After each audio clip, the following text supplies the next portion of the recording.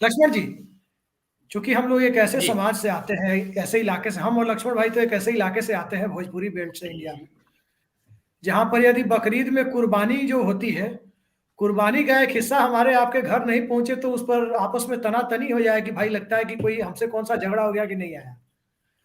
उस समाज में आपको क्या लगता है, इस सर्कस का क्या फर्क पड़ता है, इस सर्कस से क्या फर्क पड़ना है जिसे सर्कस का नाम विवेक देश पांडे जी दे रहे हैं। अभिषेक जी, एक शेर बड़ा मौजू है जिस विषय पर हम लोग बात कर रहे हैं, मैं वहीं से शुरू कर रहा हूँ कि हम्म, यारब न वो समझे हैं न समझेंगे मेरी बात, दे और हम्म, दिल उनको जो न दे मुझको ज़बां और।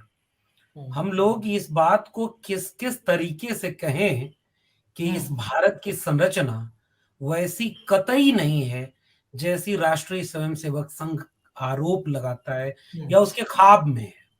हम्म, जैसे मैं दो रेफरेंस ले रहा हूं शुरुआत में। मैं भाषा का विद्यार्थी हूं और मेरी हम्म, भाषा हिंदी भाषा है। और जब मैं भाषा के जरिए अपनी पूरी लोकेशन को खोज रहा हूं, तो मैं हम्म, ये देख रहा हूं कि यह संघ कहता है कि इस देश की एक भाषा होनी चाहिए, वो हिंदी है। और हम्म, आज ही मैं अपने विद्यार्थियों को ये डिस्कशन करके आया हूं कि हिंदी जैसी तो कोई भाषा ही नहीं है। क्यों? क्योंकि हिंदी तमाम क्षेत्रीय बोलियों से विकसित हुई है और मैं उन खुद कहता हूँ, लक्ष्मण भाई, हाँ, मैं खुद कहता हूँ, हिंदी इस देश की एक राष्ट्रीय भाषा है, सबको सीखनी चाहिए। और सौभाग्यवश से हमें आपको सबको आती है। लेकिन मेरी मातृभाषा हिंदी नहीं है, मेरी हिंदी मातृभाषा नहीं है। भोजपुरी है, मैं मानता हूँ। हम भोजपुरी इलाके के हैं, तो हम ख्वाब जो देखते हैं, सपने देखते हैं, डरते हैं, सोचते हैं, हम्म, वो अपनी मातृभाषा में सोचते हैं।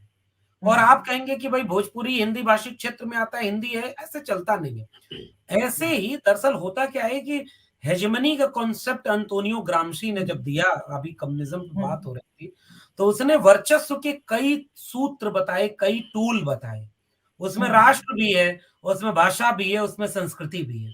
तो आप हम्म, दरअसल जब ये आरोप लगाते हैं कि यह देश ऐसा है, तो वो एक हम्म, रंग में रंगना, एक भाषा, एक विचार, एक मान्यता, एक आस्था, ये वही हम्म। रास्ता पकड़ता है जिसमें लगता है कि अब इन्हें किस भाषा में समझाएं।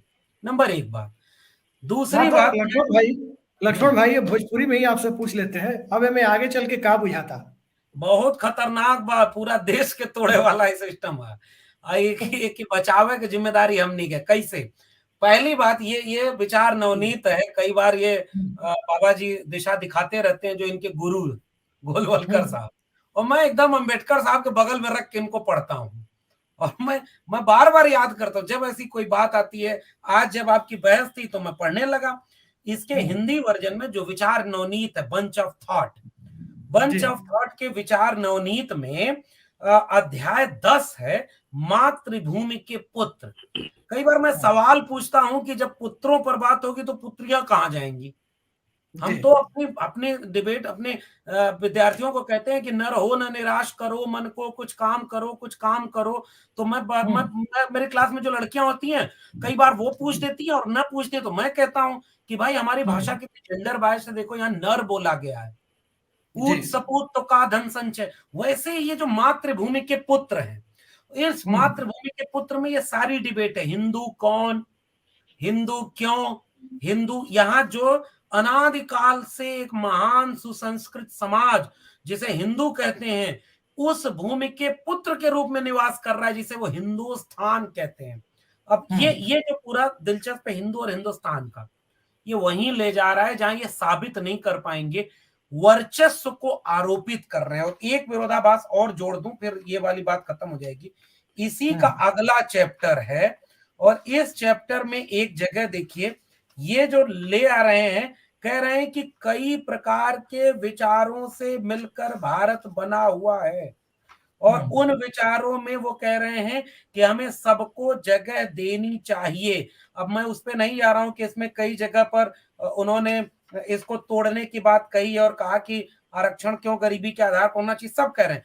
उसमें कह रहे हैं कि जिसका मूल स्थान माँ पितृभूमि भारत हम्म, है, हम उन्हें ही मानेंगे हिंदू। मैं फिर इस बात को वहां तक जोड़ रहा हूं, रेफरेंस छोड़ देता हूं, बाकी लोग पढ़ें। जी, यह हिंदू की परिभाषा इस देश के मूल निवासी आवाम के खिलाफ जाती है, और जी, उसमें शेड्यूल कास्ट, शेड्यूल ट्राइब और तमाम कमेरा जातियां जो यहाँ की पैदाइश है, ये तो उनके खिलाफ चली जाएगी। इसलिए मैं बार बार ये आग्रह करता हूं कि 2022-23 के विमर्श को दरअसल किया ये गया है अभिषेक जी, शिक्षा को इसीलिए बर्बाद किया जाएगा, चेतना समझदारी को बर्बाद किया जाएगा, ताकि विवेक शून्य भीड़ हम पैदा करें। और विवेक शून्यता इसी तरह के स्लोगन में भागती है और उसे पता ही नहीं चलता कि यह जो सांस्कृतिक राष्ट्रवाद का नाम आरएसएस लेती है, वह विवेक शून्यता सांस्कृतिक राष्ट्रवाद में कथित तौर पर हिंदू फ्रेम के आने वाले लक्ष्मण भाई, आप थे उस कार्यक्रम में जिसमें प्रोफेसर आदित्य मुखर्जी जी थे, आप भी थे उस कार्यक्रम। उन्होंने साफ साफ कहा था ये सांस्कृतिक राष्ट्रवाद जैसी कोई चीज तो जैसा कोई टर्म होता ही नहीं है ही नहीं। लक्ष्मण जी, आने वाले समय में आपको क्या दिखता है कि जैसा कि कहावत है कि हम लोग के यहाँ कि दिया जब बुझने वाला होता है तो लौ थोड़ी तेज हो जाती है, तो क्या ये सांप्रदायिकता का जो है ये एक्सट्रीम है, पीक है, जो इस वक्त अपने चरम पर पहुंचा हुआ दिखाई देता है? आने वाले समय में क्या आपको स्टेबिलिटी की तरफ बढ़ता हुआ समाज दिखाई दे रहा है? देखिए, ये बहुत मुश्किल है इस बात का ऑब्जेक्टिव जवाब दे पाना। एक जवाब ये होता है जो हमारी धारणा में होता है, हमारी ख्वाहिश होती है। हम चाहते हैं कि एक ऐसी दुनिया बने जिसमें इस तरह के सांप्रदायिक नफरतों का जो सियासी व्यापार हो रहा है वो बंद हो जाए और सब लोग मिलजुल करके रहें। तो इससे प्रभावित होकर के हो सकता है हमको ये लगे कि दिया बुझने के पहले फड़फड़ा रहा है या अब अति हो रही है। दूसरे भी लोग कहते हैं कि अब तो बहुत चरम पर जा रहा है, अब इसको खत्म हो जाएगा, अब ये होगा। मेरा मानना, मैं भी चाहता हूँ ये ऐसा ही हो, लेकिन मैं थोड़ा डरता हूँ इस बात को कहने में। और मेरा डर इस बात को लेकर के इसलिए है क्योंकि यह जैसे आरएसएस सांगठनिक तौर पर काम करता है ना, वैसे ही अब उसने सांप्रदायिक नफरत, जातिगत वैमनस्य, लैंगिक विभाजन और आर्थिक विभाजन, इसकी खाई को इतना ऑर्गेनाइज्ड कर दिया है कि इसे मुझे खतरा है इस बात को कहने में कि यह कुछ जाने वाली बात है। ये बहुत व्यवस्थित हो चुका है, लोगों के जहर नफरत का घर घर पहुंचा दिया गया है। और मैंने पहली टिप्पणी में जो बात कही थी कि शिक्षा खराब की, बर्बाद कर दी, वैचारिक लोगों से जो चुनौती मिल सकती थी उनको बदनाम कर दिया, बाकी लोगों को अनैतिक रूप से अपदस्थ कर दिया। इनको चैलेंज मिलेगा कहां से?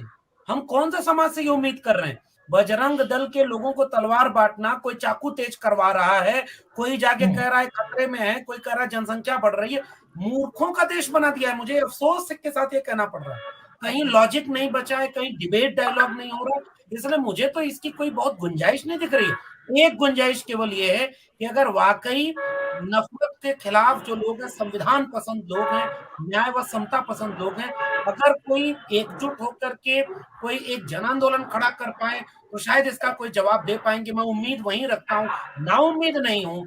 मैं उम्मीद रखता हूँ कि इन सब का जवाब मिलेगा। ये नफरत का, मनुष्य का स्वाभाविक रुझान मोहब्बत का होता है, नफरत का नहीं है। लेकिन ये कब होगा और जब ये होगा तब तक कितना नुकसान हो चुका होगा, इसको सोच करके मुझे डर लगता है।